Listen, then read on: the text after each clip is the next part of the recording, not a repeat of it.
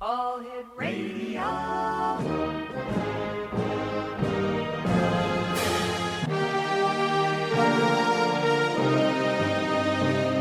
Welcome to the X Zone, a place where fact is fiction and fiction is reality. Now, here's your host, Rob McConnell.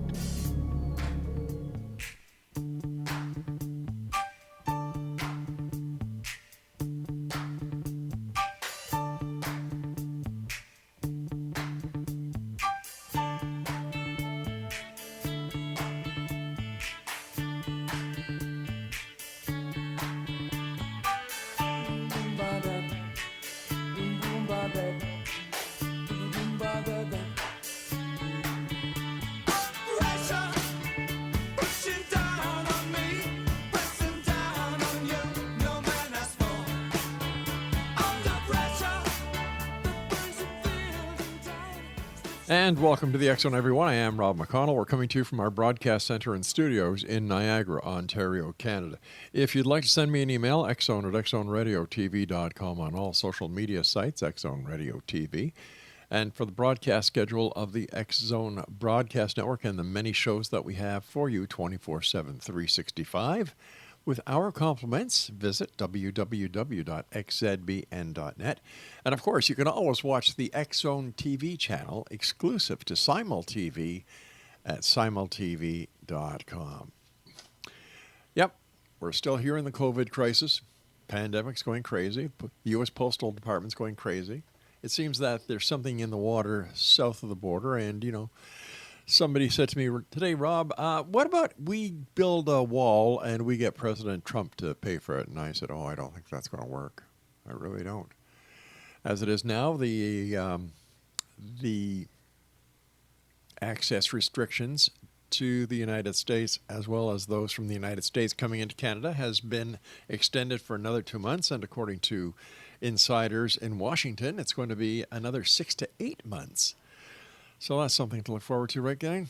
So I hope that you don't have any loved ones or good friends that you're used to seeing on a regular basis. Hey, we've got to do what we have to do. The needs of the many outweigh the needs of the few. All righty. My guest this hour is SIDNEY D. KIRKPATRICK, and he is a Pulitzer Prize-nominated best-selling author of 7 books, which include A Cast of Killers, Hitler's Holy Relics, and Edgar, Cayce, An American Prophet. Now, we're going to be talking to our guest this hour about Edgar Cayce, and joining me now is SIDNEY KIRKPATRICK. And SIDNEY, welcome to the X Zone. Thank you, Rob. What a pleasure to be on. So tell me more about yourself, and how is it that you decided that you were going to write these books about Edgar Cayce? Well, the truth of the matter is I got pulled into it kicking and screaming. Oh. Met a beautiful girl. Okay. And, I met a Canadian, actually, who became my wife. But we got along great. And she was beautiful, and she was intelligent, she was well-read. And we got along spectacularly on everything except this business about Edgar Cayce. She had been a diehard student of Edgar Cayce. She'd used Cayce health treatments, when her father was dying, and been a dedicated student since high school. I was sort of like on the opposite side of that, and I actually believed that anyone who put their faith in a psychic ought to visit a psychiatrist. So basically, as long as we stayed away from Cayce, we were all right. All right. So basically, you were a skeptic. Yeah, absolutely. And we had this long tug of war going on about it, and she challenged me to visit Virginia Beach, where the Edgar Cayce archives are, and I went with the full intention of taking one of these, so-called psychic readings and showing her the error of her ways, that if you really studied this trance information, it would unravel. And so I went looking for that reading and to prove her wrong, and I couldn't find it.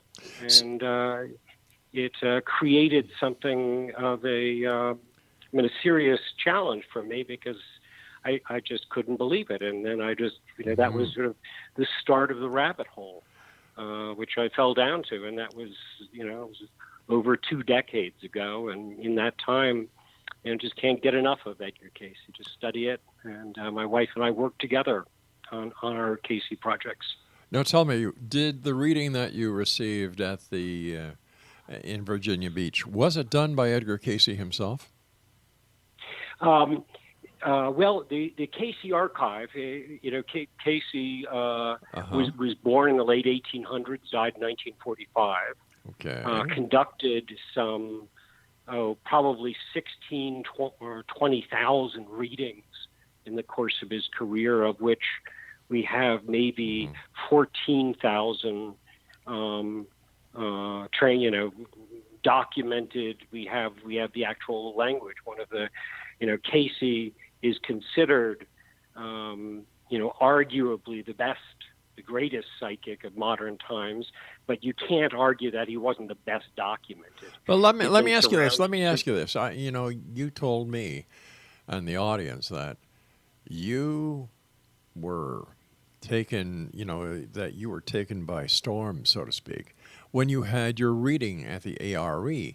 So what was it that led you to be such a proponent of Edgar Cayce and his abilities if he didn't give you that reading? Well, I went in to study the readings. The readings are all on file there. Today, they're all available on the internet. But at that time, you really had to go in to the library and look at these things. And eventually, I got into the vault. And the first thing that really hits you about these readings is the specificity. Names, dates, body parts, blood temperature, blood type. Cayce didn't speak in these sort of vague, ambiguous terms that we often associate with psychics, but just very specific. So, the next thing I guess that hits you is the volume. Cayce didn't give 50, 100, 500 readings. He gave in the course of his career, well over 14,000. And each of them are different. They're given for specific people at a specific time, a specific request, and what happens. And I challenge any skeptics to try this because it's what happened to me. You go into the vault and you see this and you start studying it, and you stop asking yourself, did Cayce do what he is said to have done? But how? How did he do it? And, What do we know? That's dropping down the rabbit hole. What do we know about the young Edgar Cayce prior to him having these the ability to do these readings? Yeah, a very good question because it's students often get confused because they imagine Cayce could just lay down and give these trance readings, and really that's absolutely not the case. He was a very strange, unusual child. This is, a decade after the Civil War, 1877, in a small village in rural Kentucky.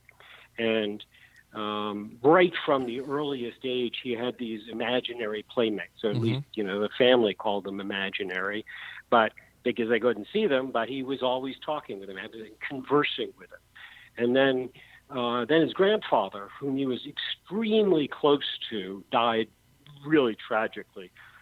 He was thrown from a horse. The horse's hooves crushed his chest. Gosh. And Edgar was right there in front of him. So he saw the grandfather die, and this is 7, 8 years old. And soon after started conversing with his dead grandfather. Stories that a 7, 8-year-old child shouldn't know about the family, and it scared the daylights out of his aunts and uncles. And was this the devil speaking through him? Whatever. But Cayce started giving readings. The first reading might actually be traced to grade school when he was playing ball, and somebody hit him in the back seriously and knocked him out, knocked him unconscious, and it was just by accident discovered when he was unconscious, you could actually carry on a conversation with him or carry on a conversation with something, who or what. You know, it wasn't really Cayce. But so this developed, and eventually they learned that if you could hypnotize him, this same phenomenon occurred, that you could put questions to him. And the very first questions put to him were all medically related. Physicians were asking the questions about their patients. And that's where the specificity comes in. And Cayce gave this astonishing diagnoses for people who weren't in the room, in the same county, eventually in different countries. So he didn't have to lay eyes on them. You could just hypnotize him, put him out, and ask him these questions. And he was so accurate. So 90, 100% accurate on these medical readings that when people started asking him non-medical related questions, Right. started, with like lost pocket watches and things, but then came Atlantis, then came all kinds of metaphysical questions. All right, stand by, Sydney. We've got to take our first break. Yes, Exonation. Sorry. Sydney Kirkpatrick is our guest this hour. KCUniverse.com is the website, and we'll be back on the other side of this commercial break as we continue right here in the X Zone from our broadcast center and studios in Niagara, Ontario, Canada. I'm Rob McConnell. Don't go away.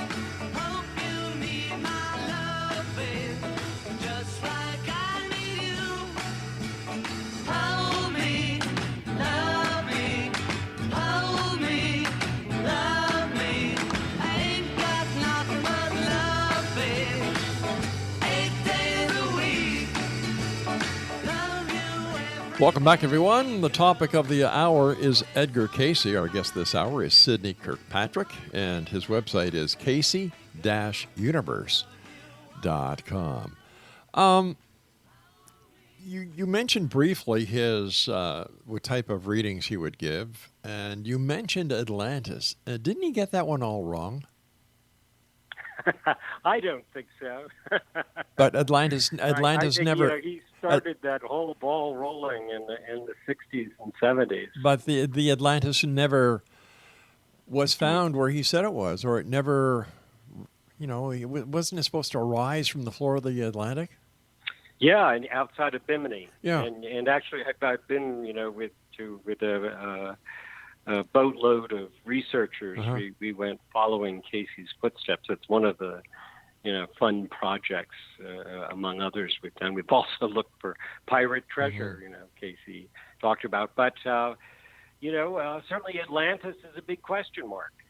Cayce gave a great deal of information on Atlantis. And had his medical readings not been so just uncannily, unbelievably accurate, then the rest of it, Atlantis, might have been just dismissed out of hand.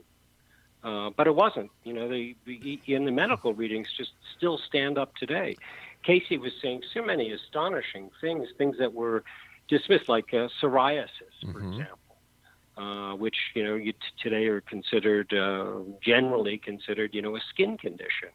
And what Cayce said no is that that's not correct. That Cayce was saying poisons leaching out of your colon, on your intestinal tract, coming into the system and looking for a way to get out, and they create that, the skin condition. And Cayce's treatment for psoriasis is something like a 95% success rate. Epilepsy, Cayce was saying that epilepsy is not a brain condition per se, but that there are neurotransmitters in your abdomen. and these have been damaged in some way or another through pregnancy, bulimia, getting punched,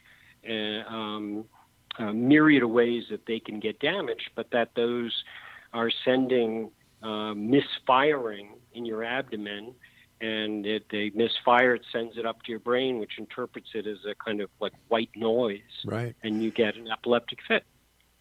So, what does the modern day medical community say about all of the readings that Cayce did when it came to the medical diagnoses that he was giving out? Well, many things which were dismissed in the 1920s and 30s are now state of the art, and so the medical community has now embraced Cayce material, almost all of it, and in fact, he's considered widely considered, the father of holistic health because of the health treatments he speaks of and are recommended. Even for us, we're worried about the pandemic. Cayce doesn't talk about the pandemic, but there are several easily followed things that Cayce recommends.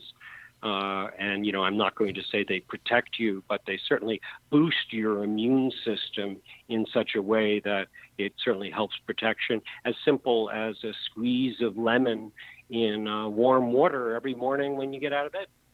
Where was Cayce getting the information that he gave to others from? Well, back in the early 60s, 70s, it was generally believed that this was of sort of divine origin. And certainly in Cayce's time, Cayce himself believed that this was a gift from God. And because of that, he believed it shouldn't be traded on. And so he didn't charge, he didn't go on the equivalent of the Oprah Winfrey show or, beat his own drum. And that he kept it, he believes it's a gift from God and should be treated that way. Now that, 70, 80 years since he's passed on, we can examine the readings in ways that couldn't happen in Cayce's time. You can do computer searches, for example, through all 14,000 readings. You can look at treatments Cayce recommended that evolved over the years. And what we are discovering is that there were several sources coming through Cayce, and that certain of the medical readings has a similar kind of language and flow, just like studies, have been done of, Shakespeare with the people who question whether Shakespeare wrote the, plays and sonnets or Francis Bacon did or whomever, and they've looked at computer studies of actual words and phrases. Well, the suspicion today is that there was not one voice, but several voices, and in some instances, several people, like inventors. When scientists and inventors were asking Cayce questions, oftentimes a science authority would come through and answer specific questions. And so that's something that my wife and I are very interested in studying and ferreting out, among other things. But I think it's a fascinating question, and will eventually shed much light on how the universe actually works, the sort of multidimensionality. The most strangest readings, one of the lectures that I love giving is sort of the 10 strangest, most unusual Cayce readings. And in 2 of those, you actually have an angelic presence of some kind who stops and introduces themselves. And in those 2 cases, it's Archangel Michael. And I know when I first read those, and still a skeptic, I said, "Oh, come on!" I mean, I said, "An angel, all right." So, I just dismissed it out of hand, and yet, as I've studied deeper and deeper into this, I discover so many aspects of it that really do seem like some some divine intervention. It's a story that I'll post on the site. You probably next week, because I've just been sitting on it as I've been researching it. But here's a girl, who was terribly abused. It was almost like a Silence of the Lambs kind of thing, and just horrific tragedy, and astonishing that she lived. And she came to Cayce after this tragedy, trying to ask for insights and advice. Well, why did I suffer this? I'm a good person. I've never harbored anything evil towards anybody in my life, and what comes through Cayce is just so interesting. And you have to wonder: is this some divine presence? How much of this admiration with Cayce is the want to believe? Again, Rob, you ask great questions, and I've asked similar questions over the time, and I know I sound very enthusiastic about this subject because I am. But that said, Nancy and I, Nancy's my wife, we look at the Cayce material as reference material. Reference to what? In which to glean insights. It's not like a religious kind of thing or another, but like when our kids get sick, we look, well, what does Cayce have to say? Because he almost any subject you can think of, there's resource material on. So that's really how we look at it. Has he ever been wrong? Yes, and it's in the 5 or 6 times where he can be demonstrably proven wrong that we have really interesting insights. For example, he was the most obvious case was he was asked to give a medical reading, and the person doing the requesting was the son, and so the son asked, about his mom. What can I do how can I do to help mom? Who was in New York.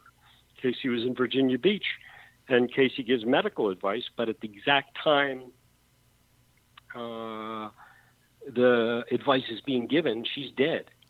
Wow. So, absolutely wrong. Different time zone? However, was it a different time zone? Could that explain it? No. No. Both East Coast. All right, However, stand by. We've got to take our break. We take one every 15 minutes. All right, Exo Nation, we're talking about Edgar Cayce this hour. Are you a skeptic or are you a believer? Send me an email, exxon@exxonradiotv.com. And Sidney Kirkpatrick and I will be back on the other side of this break. And for more information about Sidney, visit his website, Cayce-universe.com. Just like I need you. Hold me, love me, hold me, love me. I ain't got nothing but love, babe. 8 days a week. Love you every day, girl. Always on my mind. One thing I can say, girl. Love you all the time. Hold me, love me, hold me.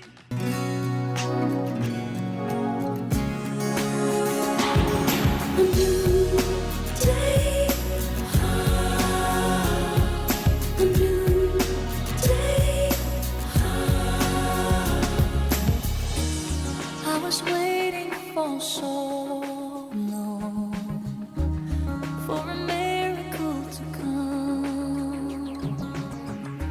Exo Nation, our guest this hour is Sidney Kirkpatrick. He is an author. He is also a Renaissance man when it comes to Edgar Cayce. His website is Cayce-universe.com. What did Cayce do any readings about the future? Or was it... Go ahead, sir. Yeah, but probably prediction readings are the most misunderstood aspect of the Cayce work.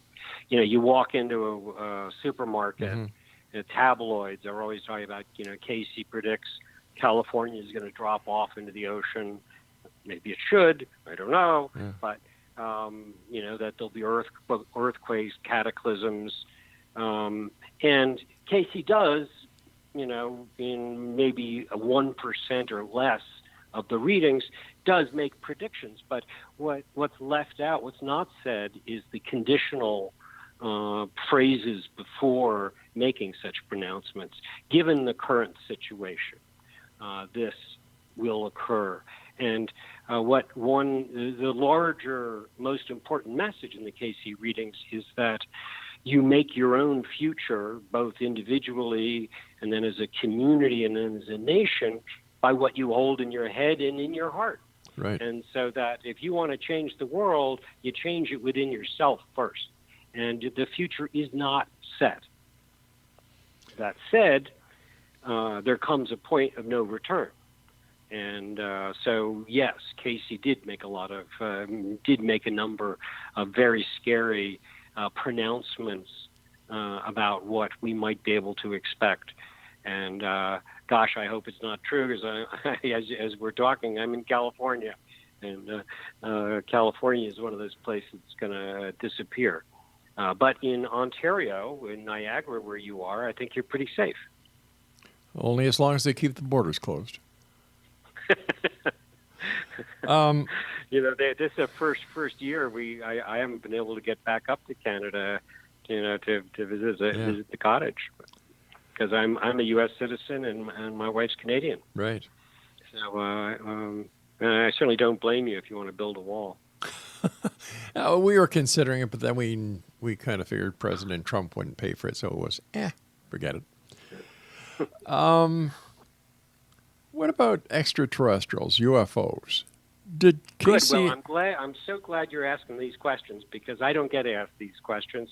So many Cayce, you know, people are they fall into groups. The people who are interested in the medical aspects of it and in ancient history, Egyptians and stuff. But Cayce does give readings, not a lot, but there's two that really jump out, talking about visitations from, you know, by aliens, by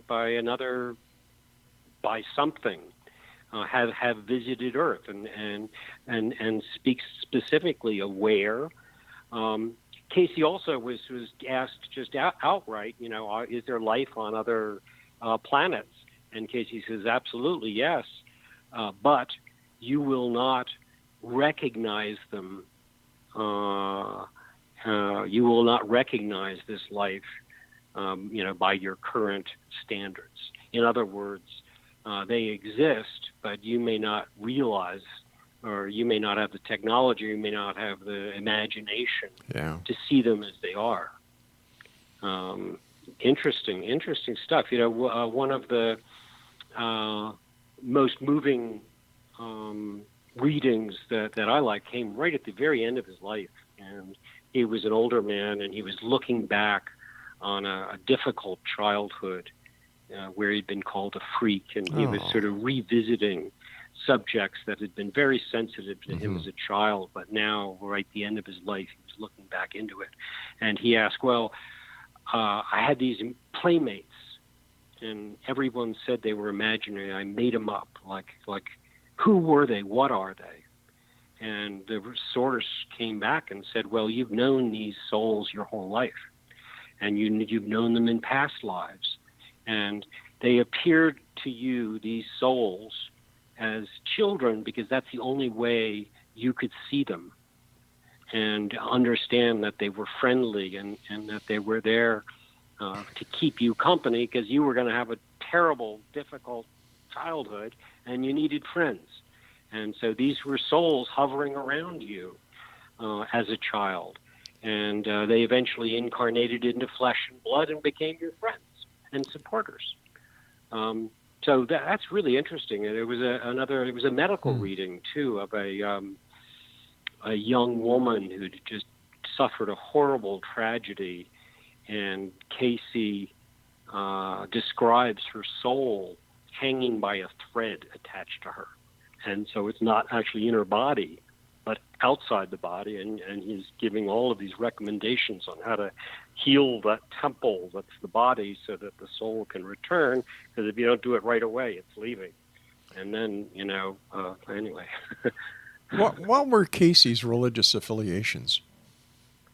Well, he eventually became a Presbyterian, but he latched onto the Bible very early in his life because it helped explain what the hell's happening to me, because he'd hear these voices, and it was like a rock. So he was sort of a Christian his whole life, and he read the Bible, once a year, every year for his life. He taught Bible study. And he had a lot of great things a lot of really interesting insights and things to say about the Bible, and stories in the Bible. For example, when one of the physicians, I think it was curious about a passage in the Bible, so after his medical reading, he asked, "Well, what did Jesus mean by this?" And Cayce says, "Well, Jesus didn't actually say that. What he said was," and went on to say that what Jesus had said had been misconstrued and it had been revised, and at the Second Council of Nicaea, the whole story was changed around. So there's a lot of interesting insights. I keep saying it's a resource, and you can delve in and you can look at what Cayce says about almost any chapter of the Bible. Did Cayce have any children? Yes. Actually, he had 3. One died as an infant, and his son, or his oldest son, Hugh Lynn, helped to found and carry on the Cayce studies by forming the Association for Research and Enlightenment, which was actually going in Cayce's lifetime. His son took it over, and actually his grandson, followed after that. Cayce's younger son was very interesting, was an engineer and a scientist. And these are, my personal interest now is in the science and engineering because when our time is going very fast. Okay. We've got about 2 minutes. One of the questions, final question for me is that if Cayce was a communicator for this source, when Cayce died, why wasn't this gift given to one of his children or somebody else to carry on the work that Cayce did? One can argue. I mean, one of the greatest conundrums in the Cayce work is Cayce says, everybody can do what I do. Mm-hmm. And, of course, that's very off-putting because, hell, Sidney Kirkpatrick, staying at the cottage in Huntsville, Canada, can't diagnose illness. Has he tried? Well, that's an interesting thing because Sidney Kirkpatrick also believed he could not see auras. Mm-hmm. And I followed the Cayce readings, and by gone it, I can see an aura. I mean, it's just astonished me. And I said, well, my gosh, if I can see an aura, well, maybe if I can train myself, maybe we all have these capacities, and it's just totally untapped. Or, as I've come to believe, you teach yourself you can't do it. Right. I think children, my granddaughter, I bet, can see auras, and we just sort of learn how not to do it. I don't know, does that make sense to you? Yeah, it does. It really does. Listen, first of all, I want to thank you ever so much for coming on the show. It's been a great hour. Very interesting. And let our listeners know, once again, your website and what they can find there. Hello? Yeah. Cayce-universe.com. And, we have put different postings on it, but the story we're going to post next week is just, I don't think you'll be able to put it down. I think it's the most exciting story of Cayce that we've ever researched, and I'm just delighted Rob, that you'll have me on the show to talk about this, because I really want people to read it, and it's free. We're not charging anything. It's just we're a volunteer group of researchers. Thanks, Rob. I want to thank you so much for joining us. Take care of yourself and be safe, and hope to see you up here in Canada one day. I'll take you out to lunch. You got a deal. All right, X Zone Nation. Once again, our guest this hour has been Sidney Kirkpatrick, and his website is Cayce-universe.com. We'll be back on the other side of this commercial break with the news at 6.5 minutes past the top of the hour as the X Zone continues with yours truly, Rob McConnell, from our broadcast center and studios in Niagara, Ontario, Canada.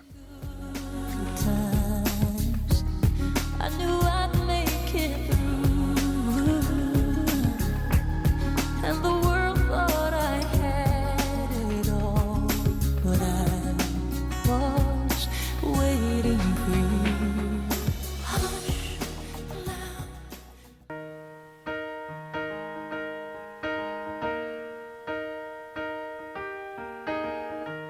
Where is the moment we needed the most? You kick up the leaves and the magic is lost. Tell me your blue skies fade to gray. Tell me your passion's gone away, and I don't need no carrying on. You stand in the line just to hit a new low. You're faking a smile with the coffee to go. And tell me your life's been way offline. You fall into pieces every time, and I don't need no carrying on. And welcome back, everyone. This is the X Zone. I'm Rob McConnell. We're coming to you from our broadcast center and studios in Niagara, Ontario, Canada. If you'd like to send me an email, xzone@xzoneradiotv.com, on all social media sites, X Zone Radio TV. And for the broadcast schedule for the X Zone Broadcast Network, xzbn.net. And for the X Zone TV channel on Simul TV, simultv.com. Our guest is Sidney Kirkpatrick, and his website is Cayce-universe.com. How did Edgar Cayce die?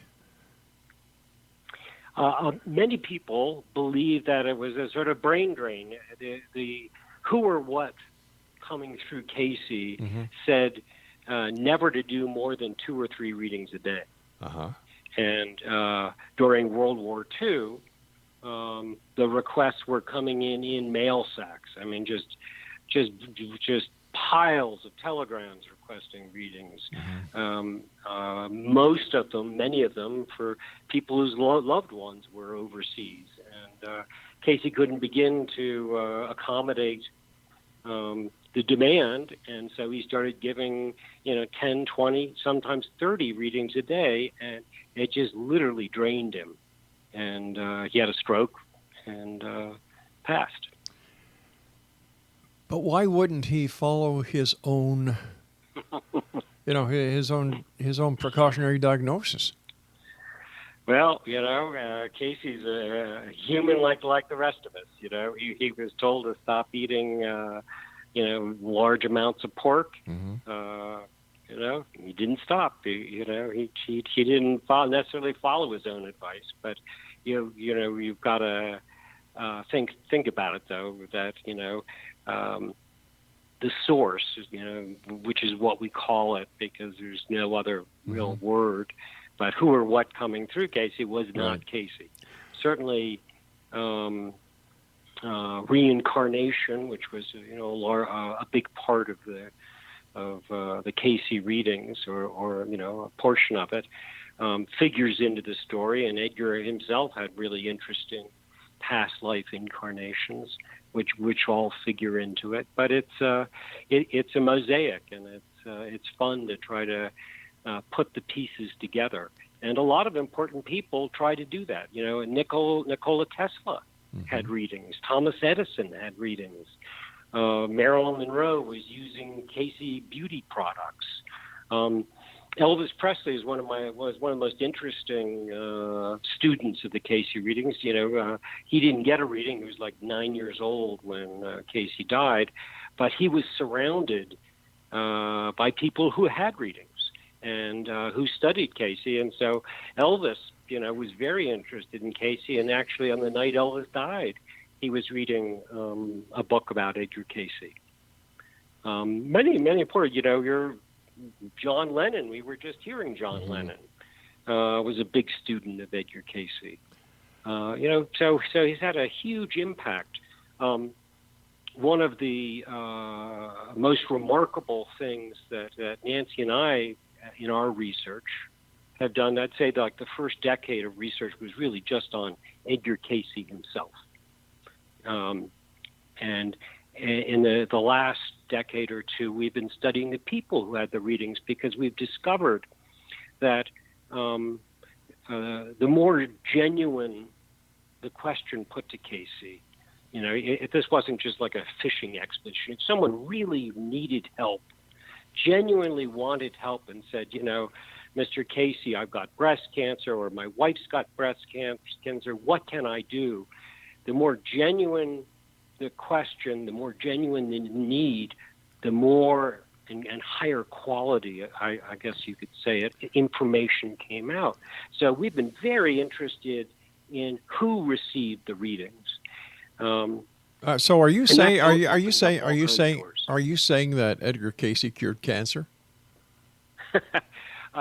Well, I'm not going to say that. However, but you just did.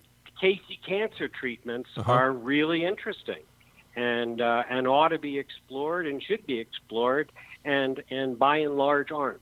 Why not?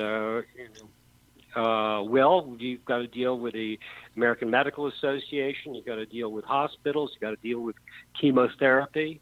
But Cayce has a lot of really interesting recommendations, like how ways to oxygenate the blood in such a way that cancer cells will not survive.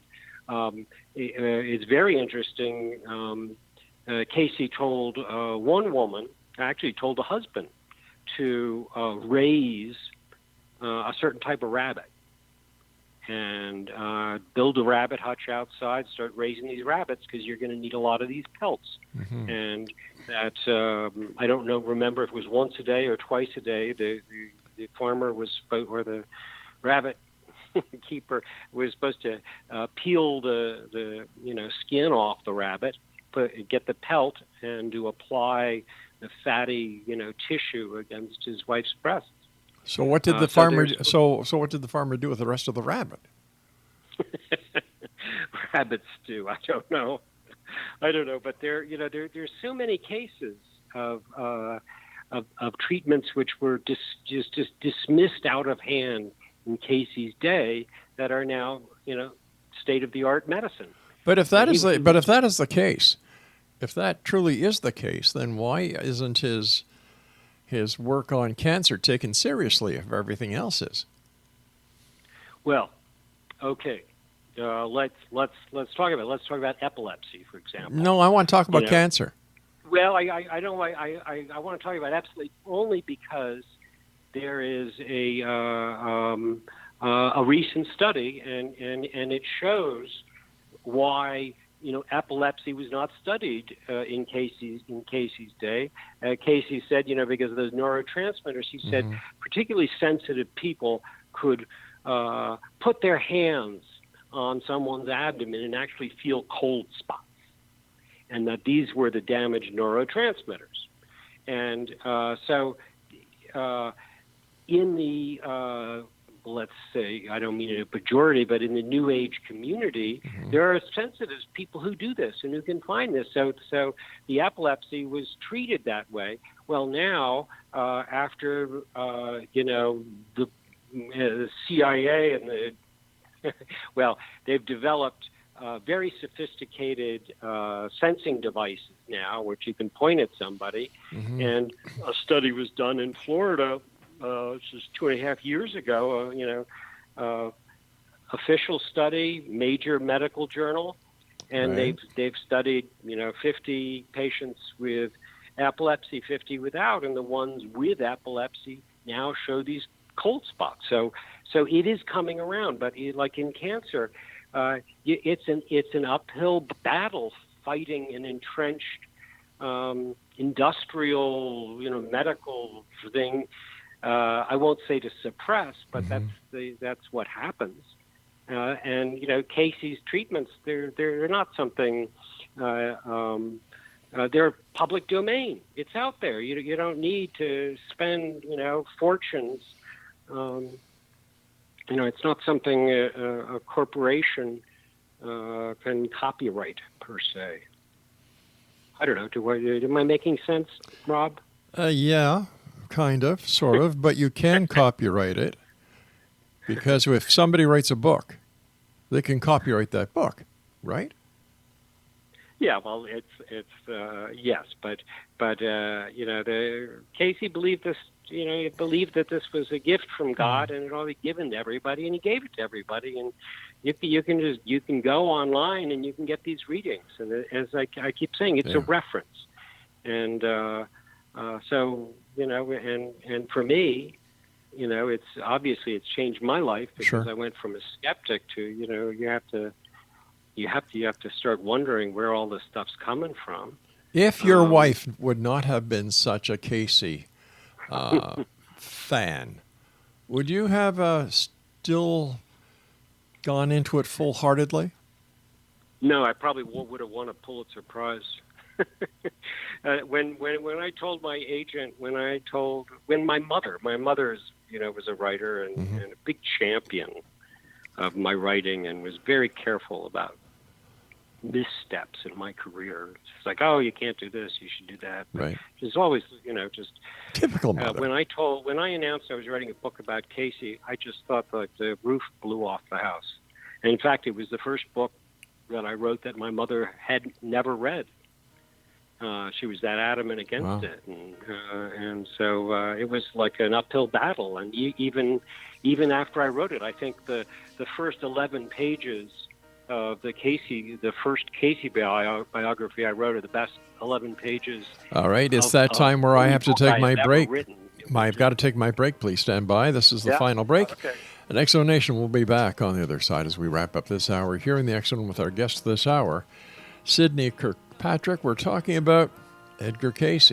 Are you a skeptic or a believer? Send me an email. Let me know. We'll be right back. Don't go away. You're faking a smile.